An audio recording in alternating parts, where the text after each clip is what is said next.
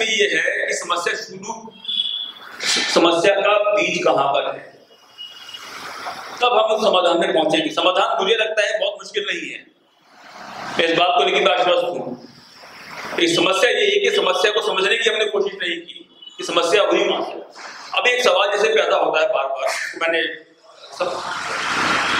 पिछले 10 साल में सैकड़ों बार सोशल मीडिया पर सुना है, मीटिंगों में सुना है कि हमारे लोग इकट्ठे नहीं होते हैं, हमारे नेता इकट्ठे नहीं होते हैं, हमारा समाज इकट्ठा नहीं होता है।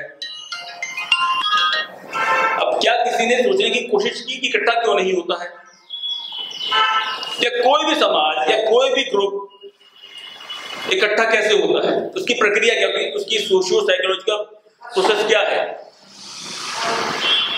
आप और हम अगर इकट्ठे हुए हैं तो क्या चीज है जो हमें यहाँ पर लेकर आई है। आपके दिमाग में और मेरे दिमाग में एक कॉमन पॉइंट है जो हमें आज हम यहाँ बैठे हैं। हमारे भाई साहब बहुत दूर से आए हैं, डूंगरपुर से, राजस्थान से। हम या कोई भी दुनिया के अंदर कोई भी संगठन कैसे बनता है या कैसे बिखरता है, ये प्रोसेस हमें नहीं मालूम, क्योंकि ये किसी डिग्री में, स्कूल में, किताब में नहीं पढ़ा है। सब बोलते हैं कि इकट्ठा होना चाहिए, इकट्ठे नहीं होते हैं। और मैं एक चीज और बोलना चाहता हूं, अगर इकट्ठे हो भी गए रिजल्ट नहीं निकलेगा, इकट्ठे हो भी गए रिजल्ट नहीं निकलेगा, क्योंकि जो मूल पॉइंट है इकट्ठा होने का वो मिसिंग है। हम 100 लोग बैठ गए, 200 पार्टी इकट्ठी बैठ गई, रिजल्ट कुछ नहीं आएगा। क्योंकि जिस वोट की आप बात कर रहे हैं, अभी हमारे विष्णुदेव जी हमारे पुराने मित्र हैं, बातचीत हमारी होती रही है। मैं आपके सामने एक कल्पना की बात रखता हूं, आप थोड़ा प्रैक्टिकल्स में देखिए कि हम जो बात बोल रहे हैं कि इकट्ठे नहीं होते हैं, अगर इकट्ठे हो जाएंगे तो ये हो जाएगा, वो हो जाएगा। मान लीजिए हम 100 पार्टियां अपने जो बहुजन विचारधारा की इकट्ठी कर देते हैं, मान लीजिए आज हमने इकट्ठी कर ली और हमने एक फैसला कर लिया कि हम अगले चुनाव में कितना कॉमन कैंडिडेट देंगे। अब जितनी पार्टियां हैं, अब चुनाव के 1 महीना रह गया है, 1 महीना क्या, वैसे 15 दिन रह गए हैं नोटिफिकेशन के।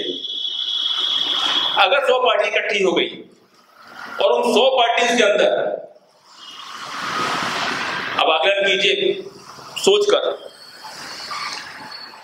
इन 100 पार्टियों के अंदर कौन सी ऐसी पार्टी है जिसने पिछले, हम एक स्टेट लेते हैं, उत्तर प्रदेश मान लीजिए, एक स्टेट ले लेते हैं या राजस्थान ले लेते हैं, कौन सी ऐसी पार्टी है जिसने यूपी की 80 सीटें या यूपी की 400 सीटें हैं मान लीजिए विधानसभा की, उसने 50 सीटों में चुनाव लड़ा हो। बहुजन की पार्टी की जब बात करते हैं कि पार्टी का मतलब तभी है जब वो चुनाव लड़े, वरना पार्टी बना के घूमते रहे तो अर्थ नहीं है। कौन सी ऐसी पार्टी ने 50 सीटें लड़ी, कायदे से 400 लड़नी चाहिए। अभी आपने बोला कि उनको हमारी पार्टी को नहीं बुलाया, बिल्कुल ठीक नहीं बुलाया। क्यों बुलाया, तो क्यों बुलाया? उनकी पार्टी है, किसी घर में अगर पार्टी चल रही है, शादी ब्याह चल रहा है, हमें क्यों बुलाए वो? ये तो देखिए गर्दन पकड़ के चीज ली जाती है, कोई किसी को राज न दे है। गुरु गोविंद सिंह साहब ने बोला था, जो ले है निज बल से ले। आपके पास बल नजर नहीं आया, आपके नेताओं के पास बल नजर नहीं आया, आपने 2-3 नाम बताया, नाम लेना नहीं चाहता, जो प्रमुख नाम है, बुलाया नहीं, बुलाया था, पब्लिकली बुलाया था, नहीं जा सकते। बाकी कोई इस लायक नहीं है, जिसको 1000 वोट, जिसकी क्षमता नहीं है विधानसभा को। मुझे पता ही कौन सी पार्टी है बहुजन की देश भर के अंदर जिसके पास लोकसभा के अंदर 5000 वोट मिले हो, जिनको कितनी पार्टी है, तो क्यों बुलाएंगे हमको? इसी तरीके से अगर वही, एक मिनट मैं थोड़ा बात को थोड़ा संक्षेप में, क्योंकि ये मूल मुद्दा यही है। मैं कड़वाहट से नहीं बोल रहा, मैं एक प्रैक्टिकल बात बोल रहा हूँ, सोल्यूशन इसमें से निकलेगा। इस बेसिक बात को नहीं समझेंगे तो सोल्यूशन नहीं निकलेगा। तो जब हम इकट्ठे मान लीजिए 100 पार्टी हो भी गई और किसी के पास 50 वोट है, किसी के पास 200 वोट है, 150 वोट है, 100 पार्टी इकट्ठी हुई तो मुश्किल से 5000 वोट इकट्ठा होगा, उससे तो कुछ तेल लगाने वाला नहीं है। और वो भी चुनाव के टाइम अगर हो रहा है तो उसका बिल्कुल कोई जनता जो होती है वॉच करती है आपको।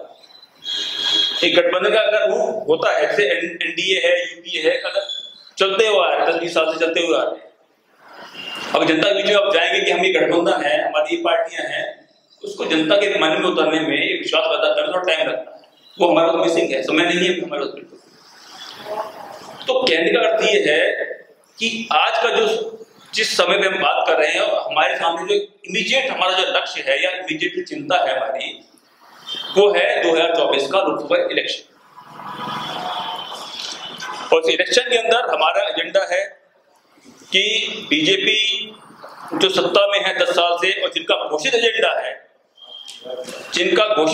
है कि हम संविधान को बदलेंगे, उसके विपक्ष में यूपीए कांग्रेस का जो अलायंस है वो है, और इन दोनों के बीच में हमारा अस्तित्व ना के बराबर है। तो इस पूरी परिस्थिति में हम कहां खड़े हो सकते हैं, समय की सीमा देखते हुए, साधनों की सीमा देखते हुए, और बाकी जो हम जिस गठबंधन की बात कर रहे हैं उसकी एक प्रैक्टिकल जो हम उसका जो रिजल्ट आएगा उसको देखते हुए, ये काम मुश्किल है लेकिन असंभव नहीं है। अब मैं समाधान की तरफ जाऊंगा, क्योंकि बात समाधान पे खत्म होनी चाहिए, समस्या पे नहीं खत्म होनी चाहिए।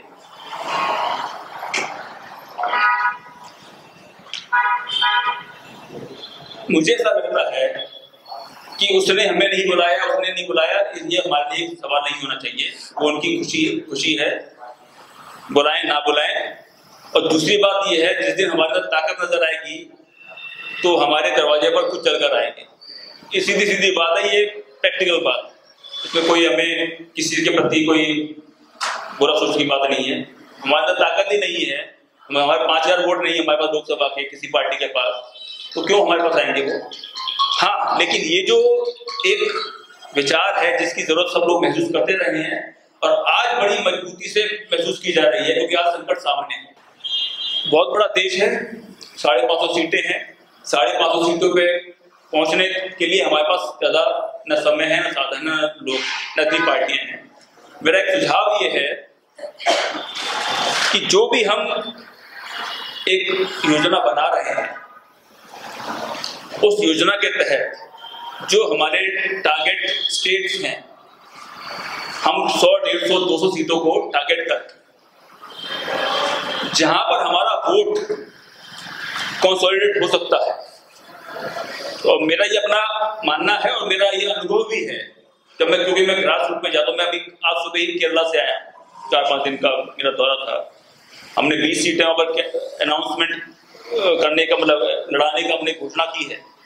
अब कितने लड़ा पाते हो बात की बात है, नहीं 20 में से 20 के लिए हम ट्राई कर रहे हैं यहाँ पर, और बाकी स्टेट्स का भी हमारा प्लान है व्यक्तिगत हमारी पार्टी के स्तर पर। लेकिन मेरा अपना मानना ये है कि आज की परिस्थिति को देखते हुए सबसे पहले हमें जो समस्या आने वाली है, जो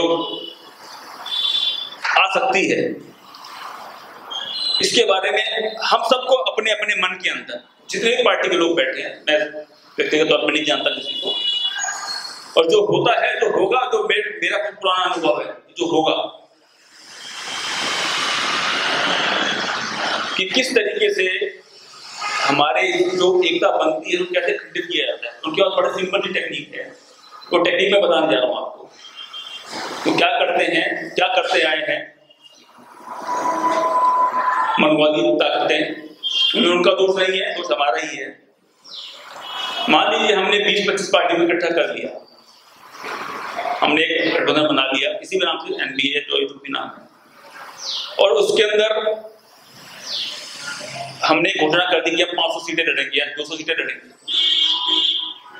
तत्काल कार्रवाई होगी वहां पर, क्योंकि वो नहीं चाहते, ना बीजेपी चाहती, ना यूपीए चाहती, ना एनडीए, ना यूपीए, कि इस समाज का अपना कोई इंडिपेंडेंट पॉलिटिकल एक्सिस्टेंस या इंडिपेंडेंट पॉलिटिकल स्ट्रेंथ बने। बहुत सिंपल सी बात है, वो नहीं चाहते। और जैसे बनना शुरू होगा, वो बनने के स्टेज पर ही उसको खंडित करने की कोशिश करेंगे, जो कि वो जाहिर सी बात करेंगे। और वो कैसे करते हैं उसका मैं तरीका बताता हूँ आपको, कि मेरा अपना अनुभव है कि कैसे उनके लिए बड़ा आसान काम है। जैसे 25 पार्टी हमने इकट्ठी की या 20 पार्टी इकट्ठी की, 50 पार्टी इकट्ठी की, वो उसमें 5-7 पार्टियों को हाईलाइट कर टारगेट करेंगे। मान लीजिए मेरे को अप्रोच किया, कुरेली आप क्या कर रहे हैं, आपको ऐसा है, हम आपको 1 टिकट 2 टिकट आपको कहाँ से लड़ना है, आपको होते देते हैं। और मैं सोचूं यार मेरा तो काम हो गया, यहाँ पर क्या बनेगा, तो 1000 10,000 5,000 20,000 वोट मिलेंगे, मेरा काम तो आराम से हो जाएगा वहां पर, और मैं 1 सीट या 2 सीट के चक्कर में वहां चला जाऊंगा। ये पूरी प्रक्रिया मैंने देखी है, क्योंकि ये 2017 का एक्सपीरियंस बताया मैंने, यही हुआ था। जो लोग बनाते हैं उनमें से 5-7 लोगों को आइडेंटिफाई करके उनमें से 1-1 2-2 सीटों का लालच दिया, बुला लेते हैं, तोड़ लिया जाता है। उसका तोड़ने के बाद वो जब वहां जाते हैं वो टिकट दे दी जाती है या थोड़ी देर को झुलाया जाता है, घुमाया जाता है, उसके बाद लात मार के बाहर कर दिया जाता है। और इसमें क्या होता है कि जो मेन प्लेयर जब हट जाते हैं तो बाकी का पूरा संगठन जो है वो भी डिस्टर्ब हो जाता है। तो ये अगर हम एक कुछ अच्छा चाहते हैं तो सबसे पहले हमें जो भी लोग बैठे हैं सामने, उनको अपने मन में डिसाइड करना पड़ेगा कि कोई भी हमारे सामने किसी भी तरीके का कोई लालच आए या कोई ऑफर आए, उसको हमें स्वीकार नहीं करना है। अगर हम इस पहली सीढ़ी को पार कर गए, यही सीढ़ी है आज के समय में, और कोई सीढ़ी नहीं है उनके पास, कि हमारे पास अगर कोई ऑफर आया तो भाई आप वहां छोड़ो, इधर हमारे साथ आ जाओ, 2 सीटें आपको दे देंगे, 3 सीटें आपको दे देंगे, 1 सीट आपको दे देंगे। बड़ा लिटरेटिव लगता है सोचने में, क्या यार यहाँ MP बन गया, चांसेस है, यहाँ चांसेस नहीं है। और जिस दिन ये प्रक्रिया शुरू हुई उस दिन जितना भी अच्छा विचार लेके आए पूरा ध्वस्त हो जाएगा, और यही होता है। तो इस चीज के बारे में हम सबको, इंक्लूडिंग माई सेल्फ, हमें ये सोचना है कि अगर ऐसी स्थिति आती है तो उसमें हम क्या करें। ये हमें अपने अंदर निर्णय लेना है। अगर हम अपने आप में मजबूत हैं, सतर्क हैं और फोकस्ड हैं, मुझे लगता है कि ये जो काम सोचा जा रहा है, किया जा रहा है, आगे की इसको बिल्डअप करने में कोई दिक्कत नहीं होने वाली। इस स्टेज को पार करना हमारे लिए जरूरी है।